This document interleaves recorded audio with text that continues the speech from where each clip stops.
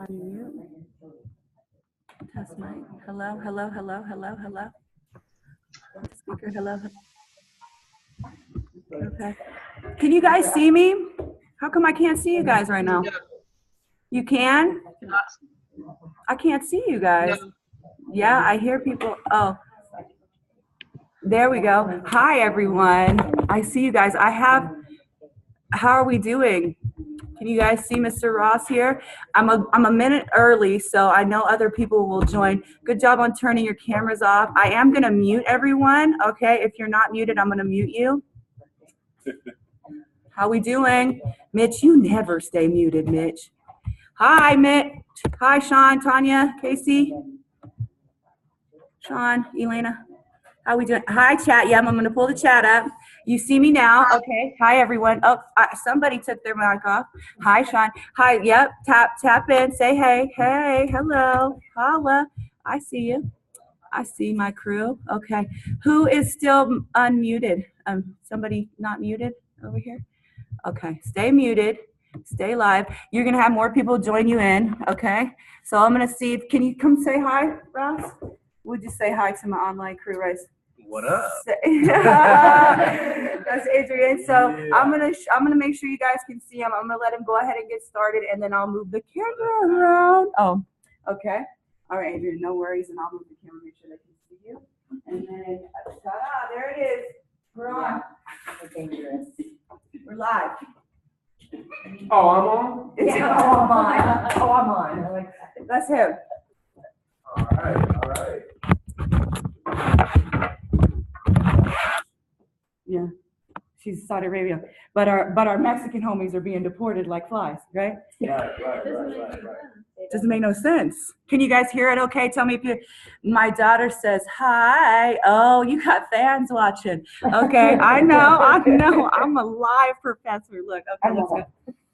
Okay. All right. Well, my name is Adrian Ross. Born in San Jose, California, but I grew up out El Grove, California. Went to high school in El Grove.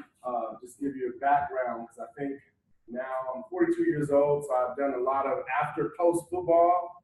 I've been able to look back at my life and look at the different stages that I was in, and then now that I have an understanding of what some people would say, like, you know, back in the day when I was playing, I'd be like, people would tell me, like, they don't go to the club anymore. I'm like, what are you talking about? You don't go to the club anymore. You know, like, what? Like, you don't go to the club, you just don't know where you're going, whatever. But now, you know, now I realize, I'm like, I don't really go to the club. So now I have that understanding.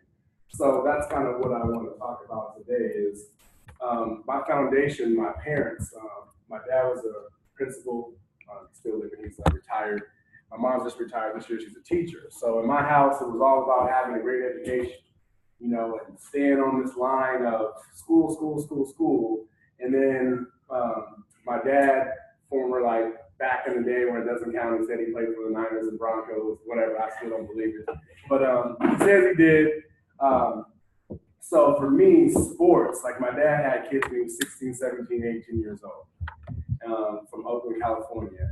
And, you know, he went to San Jose State, graduated, and like I said, he was a principal, school assistant principal, teachers, gone on to do a lot of things. So that was my role model in the sense of a lot of what to do and what not to do. So the kids part, I was like, yeah, no, like I won't be dabbling in any of that over there. Because what he told me was, you know, it was so difficult for him, and he missed out a lot on his childhood because, you know, he was a child raising 3 other children and then still having to do what he had to do for his life, which he got it done. But so for me and my sister in our household, it was like all that was steered away. So we were steered on this path. And when I look back, I'm like, it's a great path. But as far as like why you guys are here today, as far as being like an entrepreneur, for them, for me, for us, we were only taught, stay in this lane and go down here and you'll be fine, which is very true. And so for me, along the way, I had a good GPA, high school. My dad told me if I had good grades, I could go anywhere where I want to go. So I played football, basketball, track, was really good in track and football. And I applied to UC Davis, Texas A&M, UC Santa Barbara. So I got accepted into all the schools I applied for, straight for academics, right? And I didn't even really think anything about football scholarships because how my parents raised me. I was like, oh, I'm going to get accepted off my grade, so it doesn't matter. And then the coaches with the whole be humble. Like, I don't know, like how many of you guys now are sports fans? You guys watch football now?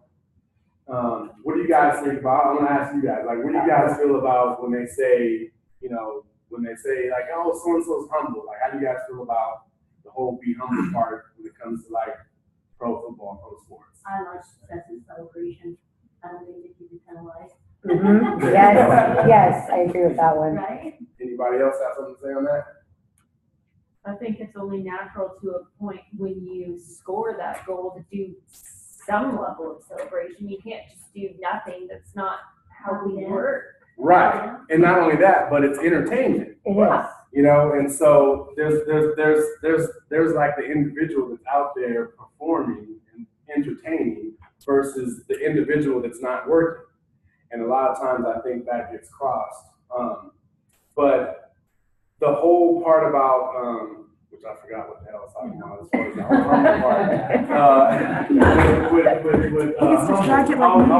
always go sidetrack. But what was I saying about being humble before?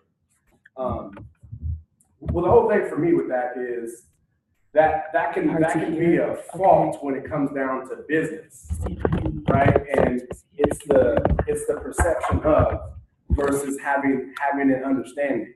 And so for you guys as students right now, you guys are getting a lot of information for the perspective of. Some of you are actually being involved in it, and others not. And so for me, that's what I want to relate to you guys. That when I look back, it was like I thought that things were this way. So that's where it was with the whole humble. So in high school, it was this whole we're a team, do it for the team, and no individualism, and none of this. It's a team. We're a team. But then I started noticing, okay, when the season ended, I went to basketball, and I still went and studied and had my grades. Like, what happened to that team? That team's not going on with me. The team's not taking my test.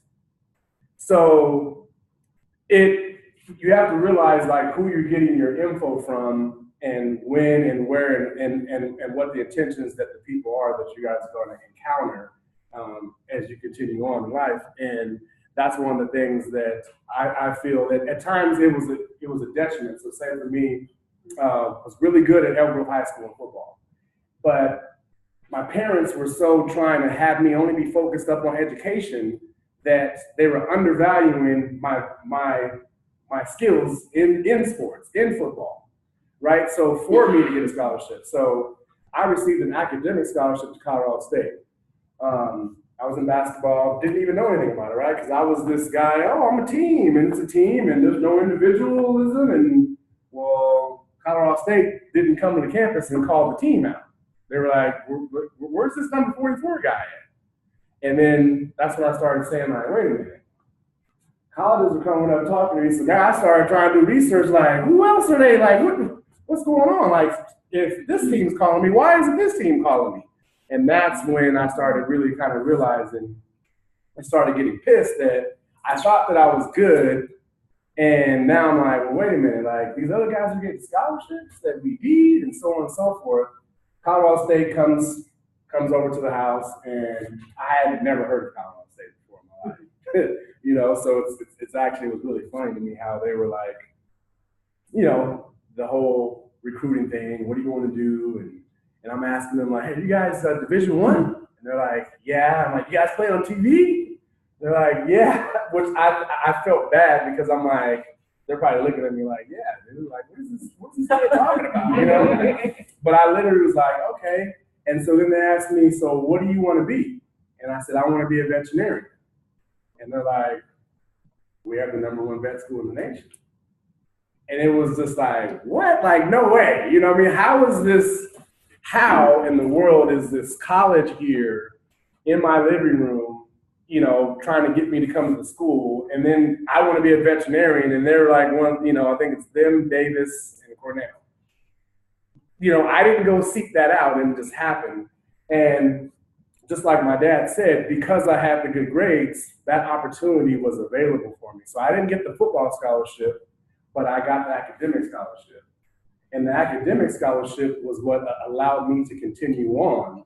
And then that's when my body started to grow, my strength started to come, and I think I went in at 200 pounds, and I came back home that summer, I was like 225.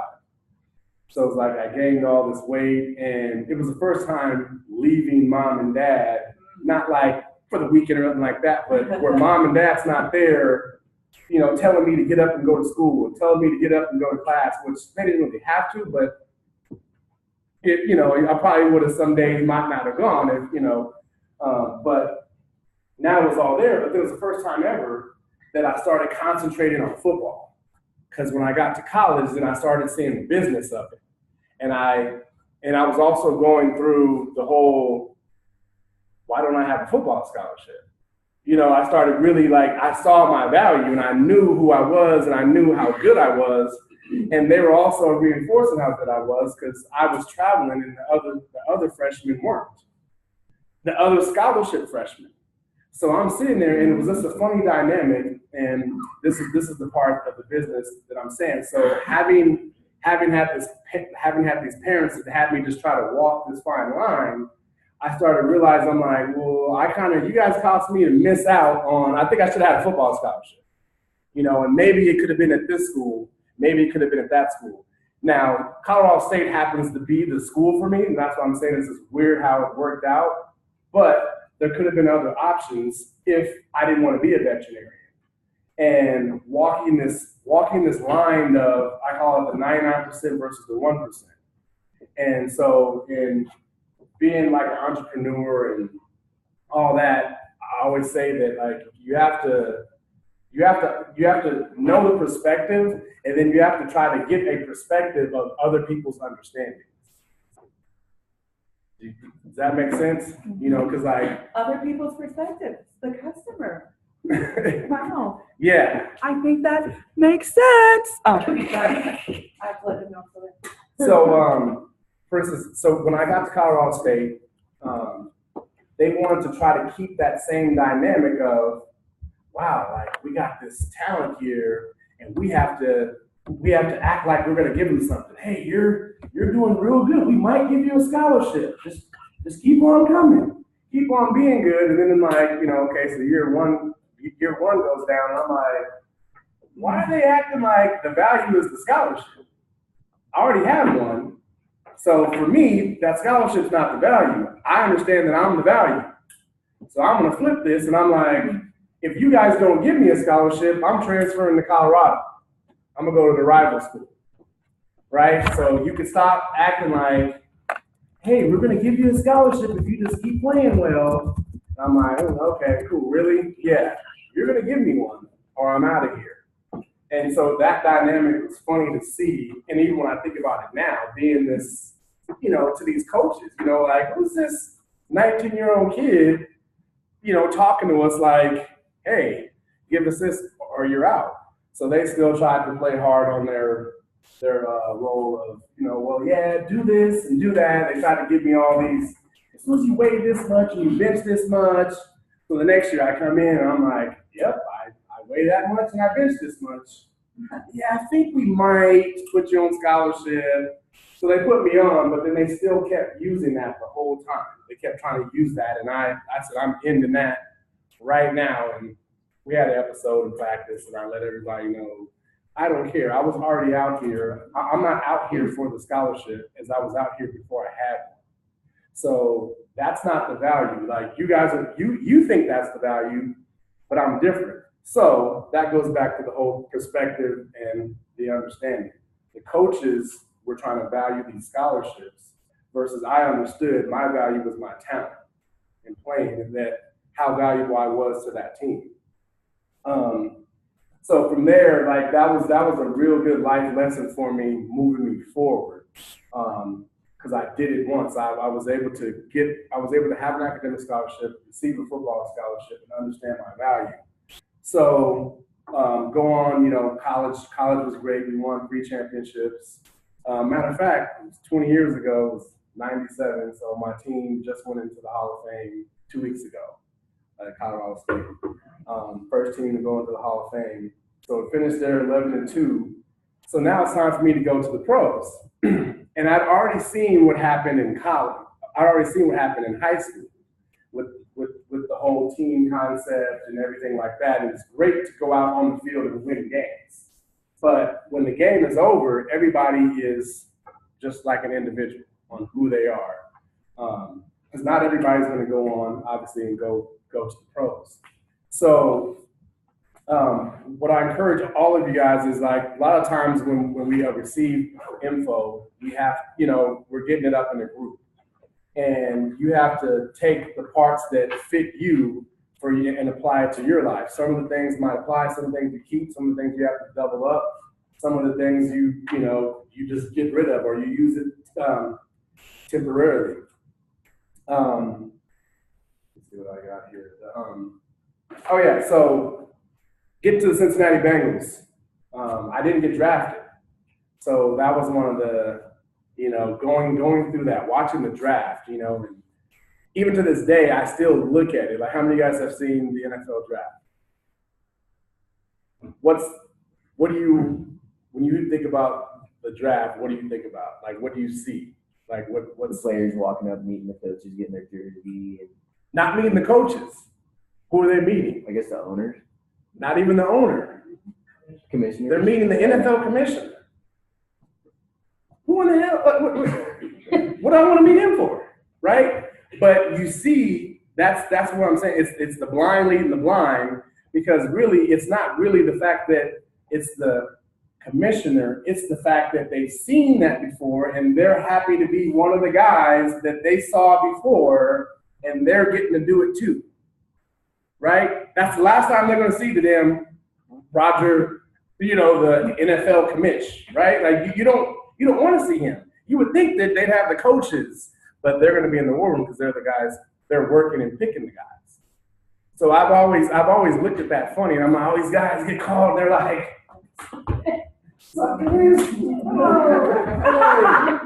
and I'm like, what? But it's just, especially sports, especially football and basketball, because it's the blind leading the blind, and that's what happens a lot. So same thing as it comes down to choosing the players. I'm an agent now, so I tell guys that you can be good, but when in professions like that, it takes other humans to give you permission and to grant you an opportunity to show it.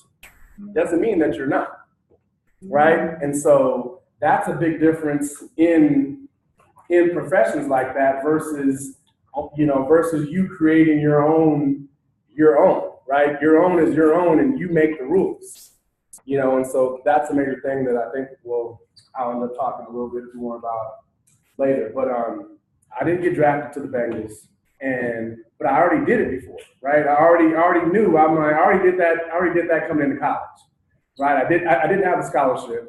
I just happened to go out here. I had an opportunity. The Bengals signed me, and I went into camp and didn't know that there was going to be 15 linebackers there, which was, and that's what I mean by I only had a perspective. And that's what I teach a lot of the college players now is, for those of you that have aspirations of going pro, start looking at the team, start learning the process on like what they're looking for. I'm saying when you're in college, someone's watching your film and they're watching everything that you do. You like jog to a play. Someone's writing something down about that. And you just have to be aware of that. Some guys are just so superiorly talented, a lot of stuff doesn't matter. Some guys aren't. So a lot of things that we learn in life, and that's why I always go back to my parents, is it's not just going to be straight down that line, right? And once you know that and you identify with that, you'll do real good, be real successful in whatever it is. While I was playing football is another thing that I learned. I started, I had football camps, always wanted to come back and speak to the youth. Had football camps, did a lot of philanthropy. I've had a celebrity basketball game. at the old Arco Arena as shoe deals, radio deals, car deals. But when I look back on it, I didn't ever create a business for me when I was having all those transactions. So that's what a detriment to a lot of athletes, I feel, is how many times are we having the microphone be in our face and we're being interviewed? So you're talking, and how many times are these guys on TV, but they're only that as the player, generally, right? And all these shows will let you come on the show for free. Oh, hey, we got Adrian Ross coming on Thursday. We got, and they'll use your name for advertising. Then a lot of these guys, when they get done, they think, oh, I'm just going to go work for the NFL Network. Well, then now the NFL Network says, oh, now we got to pay you. So, yeah, let's see your resume. Like, what? Okay. Oh, yeah, you haven't had a broadcasting job before? Yeah.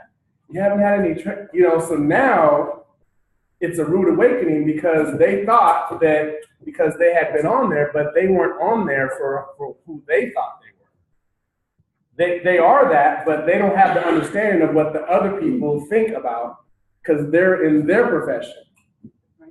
So they don't want you to come over here and do their job when they went to broadcasting school and they went to college for communications and all this. They're like, you just play football. Like, why do you think you can? Same thing coaching. You would think that in coaching it would be like all these former football players, but it happens the same thing in coaching. It's because some other human is in charge of it, and they have to grant you permission. They have to grant you permission for the opportunity. And for me, that was the biggest thing of why I wanted to have my own businesses, because I wanted to do it how I wanted to do it. And I had an understanding, I had a perspective and a little bit of understanding of how other people see it. So I had the coaching and I saw how they thought the scholarship was the value. And that's why I wanted to be an agent, so I can give these younger players like an education on what they're going to be going in and dealing with. No, you're good. You're good. You guys good there? Any questions so far? My online crew? We'll give them a minute to tap in. Nope, we're good. So I have entrepreneurship, the process of designing, launching, and running a new business, which typically begins as a small business, such as a startup company, offering a product, process, or service for sale or hire. An entrepreneur, a person who organizes and operates a business or business taking on greater than normal financial risk in order to do so. So that part of those risks, that's the part, for me that, I don't know, she does a great job of not necessarily just being a book teacher. But I know when in all the classes that I was always in, I felt that that's all I got. It was, like, here's this book and here's how it is and here's one way. And I'm like, well, I've always tried to have it be Burger King for me. I just have it your way, right? Like everything I do, I try to make it be Burger King. I love that slogan back in the day, have it your way. But a lot of people, for example, like my mom, like she wants to, I should bottle up this juice, this tea I make in the winter and sell it and blah, blah, blah. But I know my mom's not going to want to deal with not having hours, right? Like, you don't have set hours generally. Like, it depends on what stage you are in creating a business and whatnot, so you and that's not necessarily a risk, but you don't have a steady paycheck like if it was some other job. It's not the standard pay. You might have to sacrifice your own personal capital. You will have to sacrifice. You will, exactly. Relying on the cash flow. Adrian's personal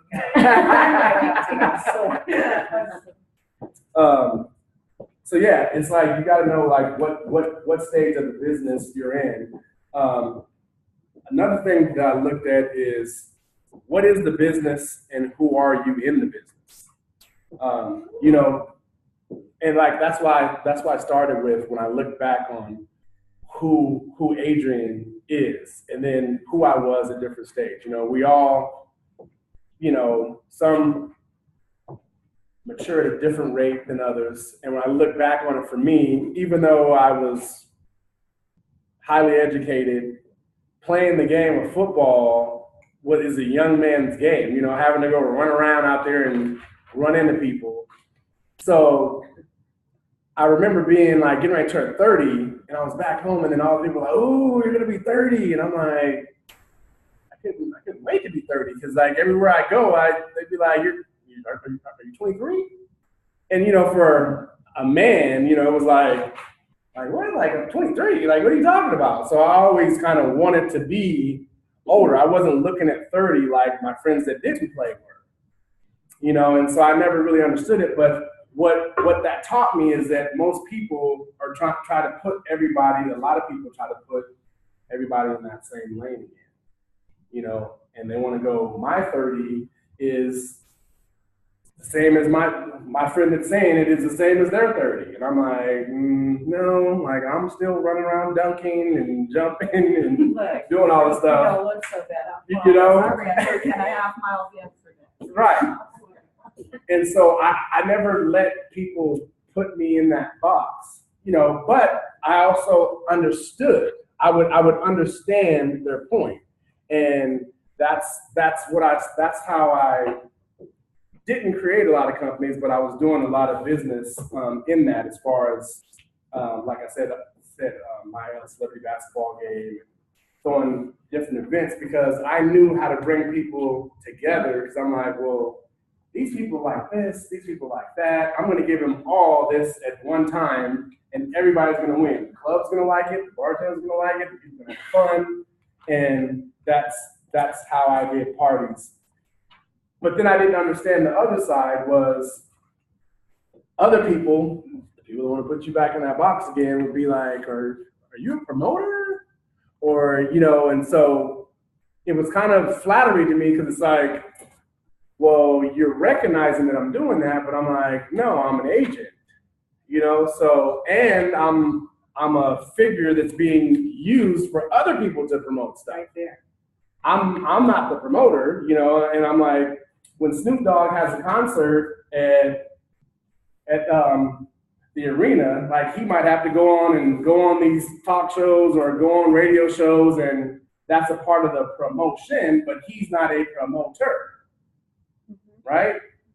And that's something that a lot of people don't understand, and I definitely, after playing a few years out, I definitely got better understanding for that. So example, it's important to know how and where to position yourself. Like when I first got as soon as I first got into the business of being an agent, or being in the agent business, I didn't want to be the agent, because I understood that being the former player was going to be more valuable for me, because I feel that there's a negative connotation on being an agent. The negative connotation being college, right? So the college coaches, it's almost like nobody knows the rules on what you can and can't do, what an agent can and can't do. So when people don't know the rules, they just don't engage, right? Like, oh, you're an agent and you're on my college campus? Yeah, I don't think you can be around the players. I can, but that's what people err towards. Of if I don't know, I'm just gonna fail safe it and just say can't have you around.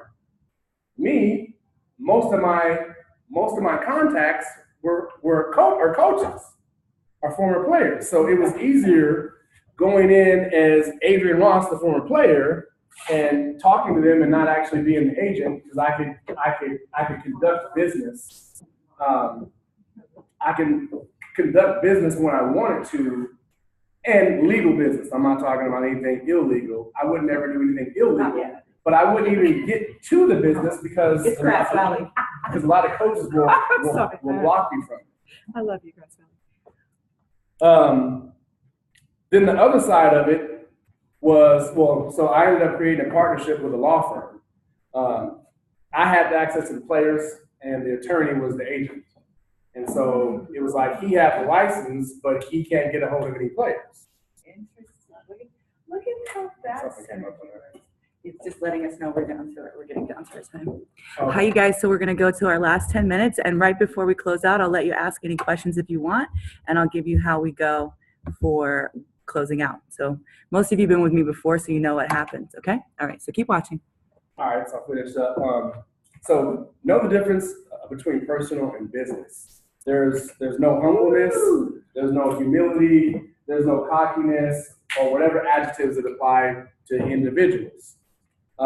Which I know it gets said a lot, especially in certain ones where you can see the person that's doing the business, acting, singing, whatever they are, entertaining. It looks like that's the person because that's who you see. But if they're at work, that's their business. Right. So give them the example of like, what was the guy who we said is like arrogant, but like he's playing, right? So who was it? I have no clue. Richard Sherman or something? When you talked in my summer class, you talked about how, Kobe, he's real arrogant when he plays. Oh, yeah, but you yeah. don't party with him. You don't lay down with him. You're not at his house with him. You don't know what Exactly. he's on a job, right? So did I just say it already? Yeah. So like friends used to be like, I hate Kobe. And I'm like, oh, you met him? What you mean you met him? And I'm like, no, I never met him. I'm like, oh, so you hate the basketball player, Kobe, right? Like, make sure you separate that distinction because he could be the same person and you still might hate him. But I'm like, if you don't know, you just have a perspective that you think of versus you really have an understanding, right? You know, and there's a big difference, and he's working, and so when you look at the flip, he had one of the highest contracts there was. So that lets other people stop saying what people shouldn't do when they're the highest paid at it, right? It's just like all the things that they tell us how to have an interview and to do all this stuff. You guys remember anybody that has any memorable interview? Can you guys remember anyone? Ronda Rousey had a good one. And what do you? She's got a personality. Personality, right? So she's not doing the standard thing. So it made you be able to say her name, right? There's the Richard Sherman interview. We've seen 1,000 of Muhammad Ali's, right? But there's no class that's teaching everybody to say, do it like Ali did it, right? Like they're telling you to do it the same standard way. But yet, all the people that are doing it the Lady Gaga way, that's another lane. They're making money in that lane. When Kanye West got up there with the Taylor Swift, they both started trending. One was a positive trend and one was a negative trend, but they both were trending, right? So it works for them in their business of what they do. So separate personal from business. That's kind of hard with family, huh? A little bit too, family business. So Yeah. family person. That's the struggle too. We got some family owners in here, so Definitely. you have to be careful in that though. Still, business is business, and that's why I say, I mean, I love my mama, but I'll fire her in a heartbeat and take her to steak dinner. But it's business, right? I'm a cold beast. It's just the way it is, right? I mean, you have to have that standard. You have to, you guys. Okay, keep going. Sorry. Another example, like I said with Kobe, with the whole, you guys heard the Kobe being cocky and stuff, right? Have you guys all heard that? Have you guys heard AT&T, Sprint, T-Mobile, and Verizon ever being cocky for saying they're the fastest 4G? Fast? Yeah, they do. Yeah, I have. You have? Okay. I had heard of that. Have you heard their users or them? I've heard of both probably, yeah, I mean, because it's. Well, they say they're the best. They're the best. Verizon says, oh, we're the best, and Sprint says we're the best. I mean, it's And then most people don't run around saying these companies are cocky. No. Most people. I mean, Most like, people, yeah. right? Versus because people already look at them as being a business versus them looking at An the athlete, individual. a person. Passion, to be successful in business, you must have passion for something in business. It's okay to be passionate about anything. Lifestyle, money, people, work, innovation, anything, but in order to be successful, you must have passion. And that's one of the number one things that that got me to the places that I wanted to. You know, I could have been done high school, I could have just said, didn't get a scholarship, you know, I was cool, whatever. So I think passion is something really big. That's passion and attitude. You know, attitude's a little thing that makes a big difference, and that was one of our models in college. And I think that fits. I want to leave some time for questions and whatnot. So let me say this too. Let me join in, you guys. We've got about 4 minutes with you guys, so just pay attention and listen. When did you decide to be a veterinarian, and why? Do you ever think you should have? Should you have been a veterinarian? You still want to go in there and cut on the kitty cats? I'm just like, I don't know. The cows, deliver cows. I don't know. So, yeah, no. I mean, because like life took me somewhere, but you know, probably like in junior high school, I worked at Brashaw Veterinary Clinic. But no, not necessarily think that I should have, because life took me another way. But that's the other thing to me that I have with a whole other topic with sports, with student athletes in college and how they're not paying us. And he didn't really get to talk about that much, but I really went, and I'm telling him I'm gonna make him talk just a tiny bit about it before we close. I mean, these guys will probably miss a little bit of it, but his overlying theme, do you hear it, is value. Do you hear that? That you are valued, that you are valuable, that you are valuable, that down the path that you take, like your parents may say, oh, you got to go this way. You know, how long did they preach to you? Go get your education. And now you're finding your life, are you serious? Maybe I'm not made out to be it. I'm the mama who is like, you know what? Listen, son, school's not for everybody. This is why I love Sierra. We got a 9-unit certificate. 3 classes, boom, you got a certificate. You know why? Because the work's out there. I didn't get my master's degree until 2010, right? I was a business owner way before that, bossed up, right? Because my value is right here. The person is right here. You already have something.